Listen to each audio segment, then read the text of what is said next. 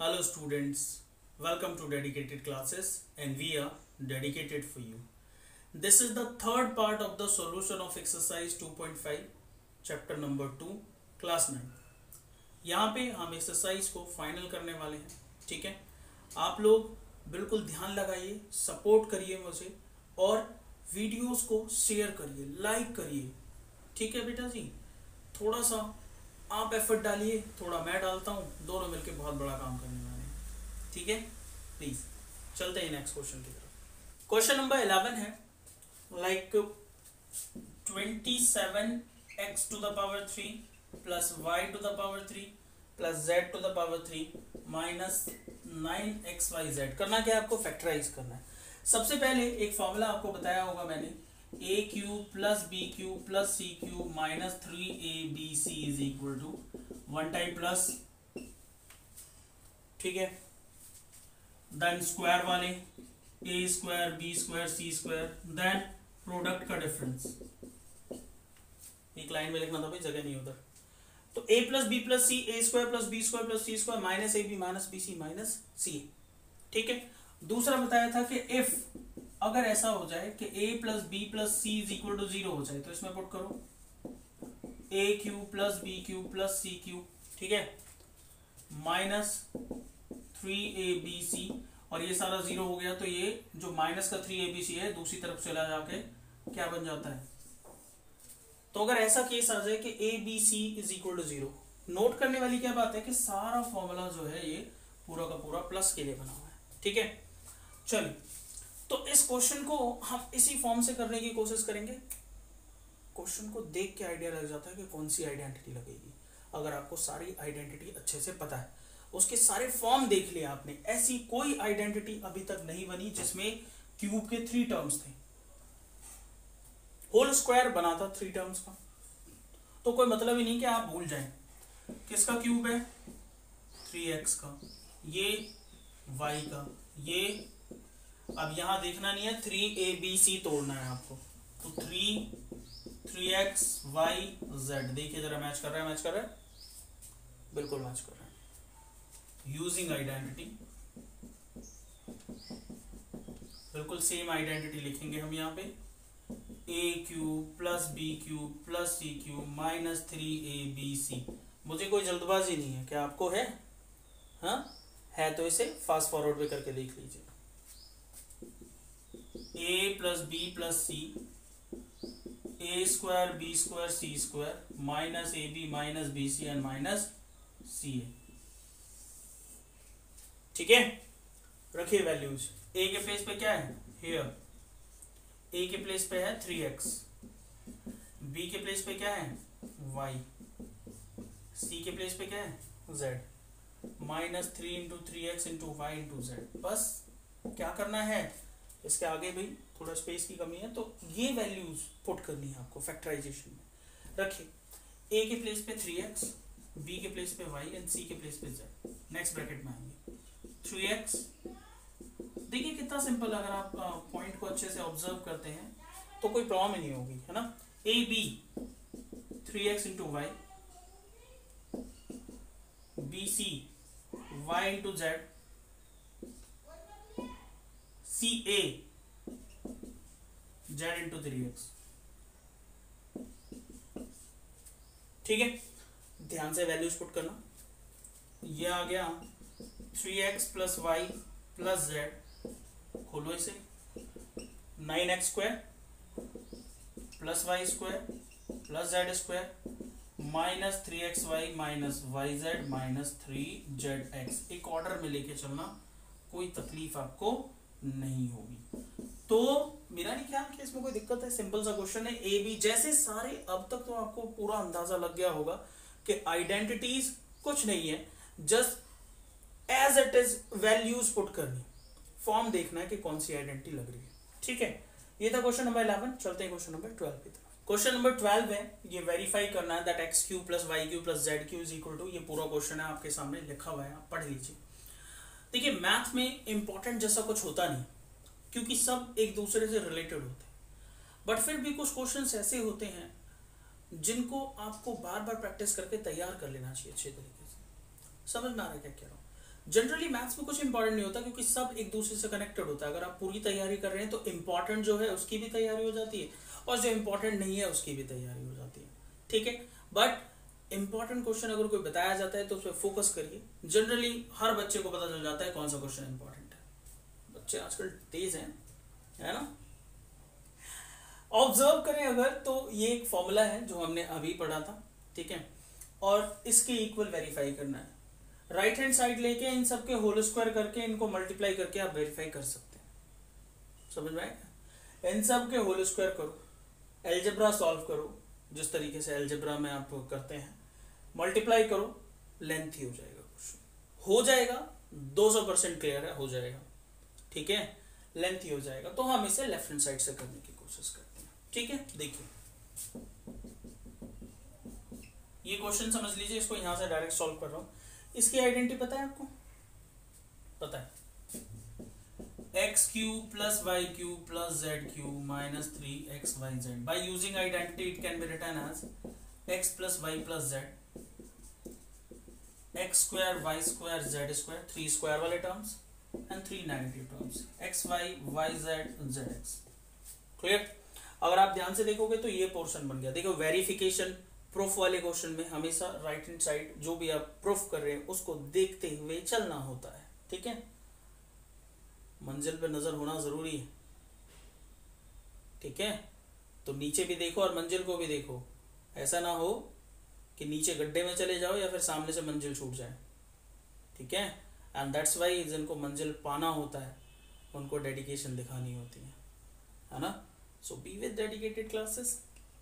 आइए बेटा जी, x plus y plus z, obviously यहाँ बाहर दिखाई दे रहा है आपको, क्या नहीं है, 2 नहीं है, कर लेंगे 2, कोई बड़ी बात थोड़ा ना, जो चाहिए होता है।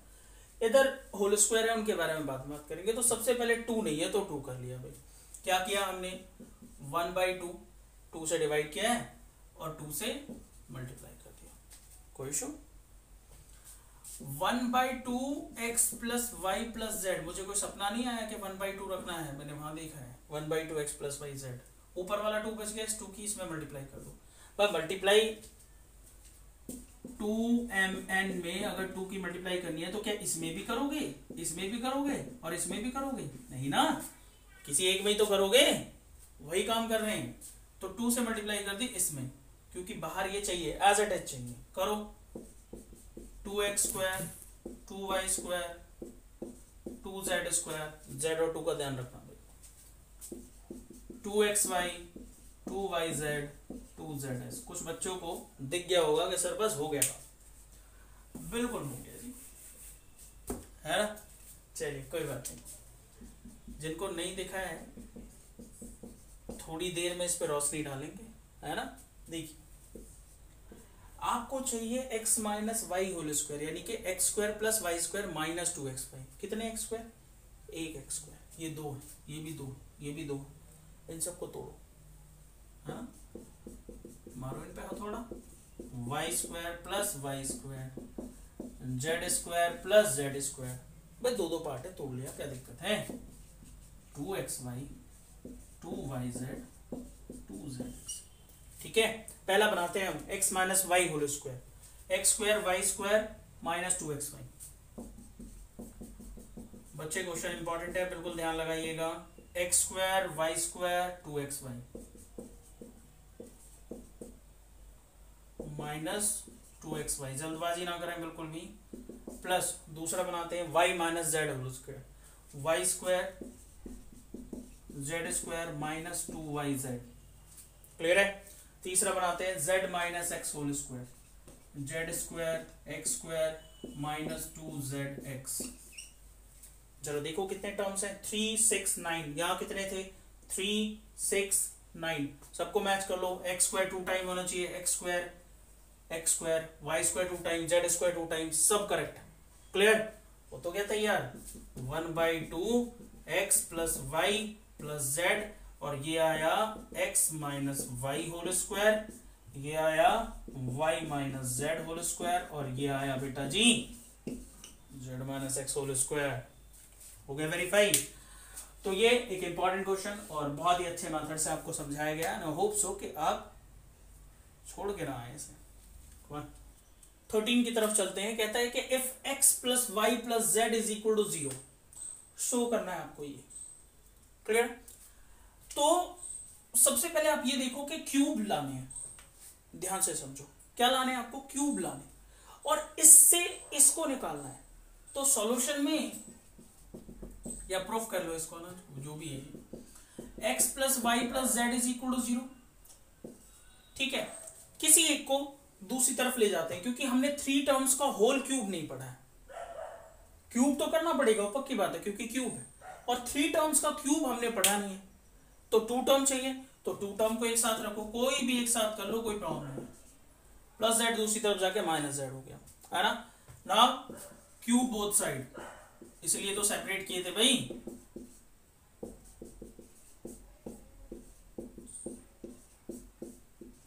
इसको याद रखना, बड़े काम की चीज है। लेट्स से इसका कुछ नाम रख दिया, इक्वेशन फर्स्ट बुलाएंगे ना बाद में, इसलिए नाम रखा है। ये सारे नाम होते हैं इक्वेशन, से डरा मत करो, जिनकी जरूरत पड़ती है उसका नाम रख लेते हैं, है ना। होल क्यूब ओपन करो, यहाँ पे x cube y cube plus 3xy plus 3xy bracket x plus y, और नेगेटिव नंबर का क्यूब नेगेटिव होता है, कितना आएगा ये, माइनस जेड क्यूब। क्या ये बात समझ में आ गई ना। पूरा दिख रहा है आपको, ये दिख रहा है, ये दिख रहा है, ये दिख रहा है, ये प्रॉब्लम कर रहा है x प्लस वाई, क्योंकि वहां है ही नहीं x plus y. x plus y की जगह क्या, अरे जिसका नाम रखा था, ठीक है, x cube y cube 3xy, और x प्लस वाई की जगह इसकी वैल्यू पुट कर दी, कितनी, minus Z.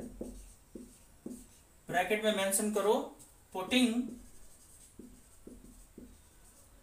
x plus y is equal to minus z, ठीक है। समझ आ रही है बात, रखिए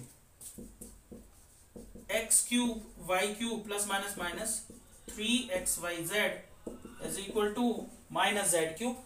जेड क्यूब को इधर ले आइए आप, और एक्स क्यूब वाई क्यूब और ये माइनस जेड क्यूब इस तरफ आके क्या बन गया, प्लस जेड क्यूब, और ये माइनस 3xyz दूसरी तरफ जाके 3xyz। तो इस तरीके से ये क्वेश्चन नंबर 13 कंप्लीट हो गया, वेरीफाई हो गया। चलते हैं क्वेश्चन नंबर 14 की तरफ। नंबर 14, बहुत सारे बच्चे इसमें गलतियां करते हैं, सिंपल क्यूब ओपन कर देते हैं, मल्टीप्लाई करके आंसर लिख देते हैं। बेटा कौन सी क्लास में, आप 9th में, 8th में नहीं है, जो आपसे क्यूब करवा के वैल्यू निकलवा रहे हैं। तो आपको क्वेश्चन में लिखता भी है, बिल्कुल क्लियरली आपके क्वेश्चन में लिखा भी हुआ है। क्या लिखा हुआ है, आपने पढ़ा होगा, without actually calculating the cubes. तो आपको क्यूब्स कैलकुलेट नहीं करने, ठीक है। अब जब क्यूब्स कैलकुलेट नहीं करने, तो 3 क्यूब वाले टर्म्स किस में आए थे, x cube plus y z cube minus 3xyz, इस फॉर्मूले में। अब यहां पे नंबर्स, ठीक है, तो वो तो उसमें 3xyz भी था, इसमें तो है नहीं। एक फॉर्मूला मैंने आपको और बताया था, कोई एक पार्ट करा देता हूं उसका, जैसे फर्स्ट कर लेते हैं। मैंने आपसे कहा था कि if a plus b plus c is equal to 0 हो जाए, then a cube plus B cube plus C cube किसके इक्वल होता है, 3ab c के इक्वल होता है। और वही तो है बेटा जी, यहां देखिए, हेयर कंपेयर करिए फर्स्ट पार्ट को, a की वैल्यू कितनी है, -12, b की वैल्यू कितनी है, 7, और c की वैल्यू कितनी है बेटा जी, 5। इनको ऐड करके देखिए, -12 plus 7 plus 5, -12 plus 12 is equal to 0, 0 आ गया। सो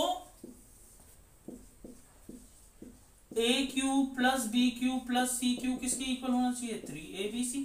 और a के प्लेस पे क्या वैल्यू है, -12, b के प्लेस पे क्या वैल्यू है, 7, और c के प्लेस पे क्या वैल्यू है, 3। ये वैल्यू इधर पुट कर दीजिए, 3 -12 7 इंटू 5, ठीक है, और मल्टीप्लाई, कोई प्रॉब्लम ही नहीं। 7 3 जो 21 और 12 5 जो 60, ठीक है, और 6 1 जो 6 एंड 6 2 जो 12। भाई छोटी क्लासेस में आपको सिखाया गया होगा ना रीऑर्डर करके।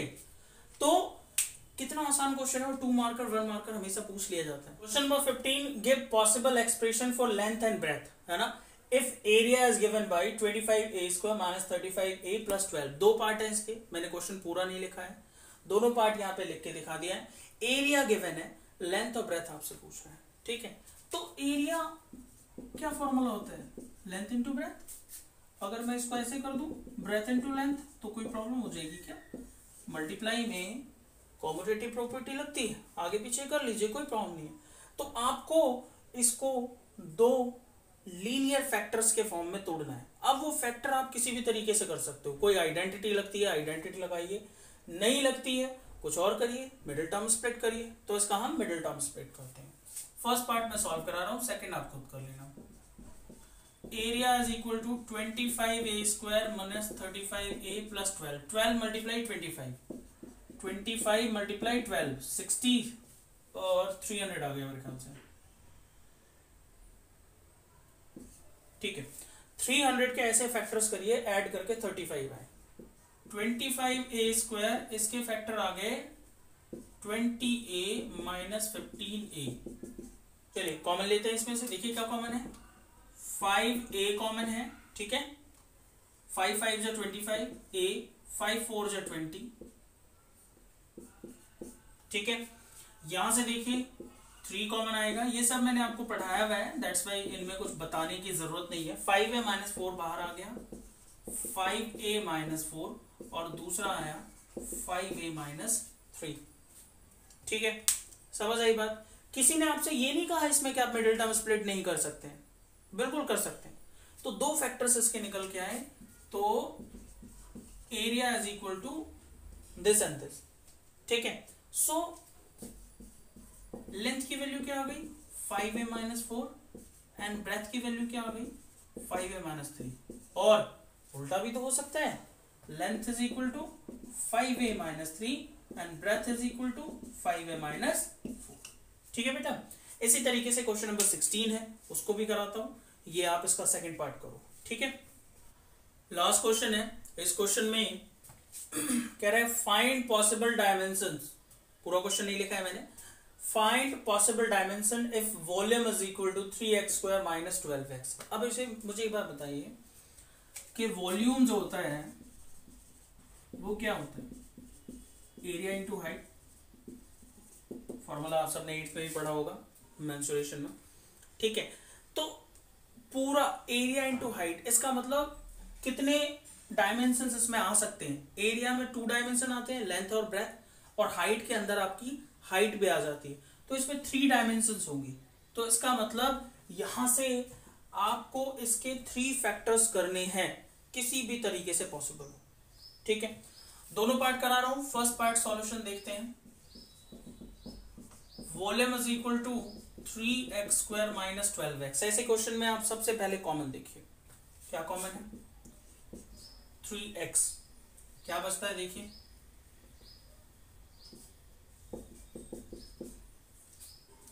3 4 जा 12, तो क्या बच गया यहाँ पे 3 मल्टीप्लाई x माइनस 4, यही सेम आई ना। तो बेटा आप बिल्कुल ध्यान से देखो, पॉसिबल डायमेंशंस क्या हो सकती है 3x एंड x माइनस 4। अब ये आपस में किसी भी तरीके से अरेंज हो सकती है। वन पॉसिबल डायमेंशन क्या होगी इसकी, वन पॉसिबल डायमेंशन, ठीक है, is equal to 3x and x minus 4। Simple question है, बट बच्चे ध्यान नहीं देते हैं इस पे, ठीक है। सेकेंड पार्ट देखो, similarly 12ky square 8ky minus 20k। तो सबसे पहले आप ये चेक करो कि क्या कुछ कॉमन आ रहा है, बिल्कुल आ रहा होगा, जो कॉमन आ रहा है उसको कॉमन निकाल लीजिए। 4k कॉमन आ रहा है, क्या बचता है 3y स्क्वायर, यहां देखो 2y, क्लियर, एंड 5 और 5 जो 20। अब आप चाहो तो इनको भी ले सकते हो, बट यहां पे क्या इसके फैक्टर पॉसिबल है, अगर है तो लिखिए 5 3 जो 15, 15 के ऐसे फैक्टर करो, सब्ट्रैक्ट करके 2 आना चाहिए भाई, 5 माइनस 3 2 आ गया, कर लो 4k, और यहां पे इसका मिडिल टर्म स्प्लिट कर दिया हमने 5y माइनस 3y, समझाया हुआ आप सबको। 4k, यहां से बेटा y कॉमन आएगा, 3y प्लस 5, यहां से कुछ भी कॉमन नहीं है, कितना कॉमन आएगा -1। देखिए जो चीज आपको पढ़ा दी है उस पर इतना ज्यादा फोकस नहीं किया जाएगा, वहां आप जल्दी जल्दी करने की कोशिश करें, कुछ नया पढ़ेंगे तो पूरा ध्यान लगाएंगे। 3y plus 5 and y -1। तो वन पॉसिबल डायमेंशन क्या हो सकती है, आप इनको 4 को और k को अलग भी ले सकते हैं, बट ये 4 फैक्टर बन जाएंगे इस तरीके से, तो आप इसे इसे और इसे 3 डायमेंशन आ गए। So one possible dimension is 4k 3y plus 5 and y minus 1। ठीक है, तो इस तरीके से ये एक्सरसाइज फाइनल होती है। ठीक है, बेस्ट ऑफ लक आपको इस चैप्टर के लिए, पूरे चैप्टर को अच्छे से प्रिपेयर करिए, बड़ी मेहनत की है मैंने भी और आपने भी, तो ऑब्वियसली कुछ ना कुछ अच्छा ही होगा। ठीक है, कीप सपोर्टिंग मी, वीडियोस को लाइक करिए, शेयर करिए, सब्सक्राइब करिए, जितने भी लोगों तक आप पहुंचा सकते हो अपने एफर्ट डालिए, मैं अपने एफर्ट डाल रहा हूं और दोनों मिलके कुछ ना कुछ अच्छा ही करेंगे। Thank you so much.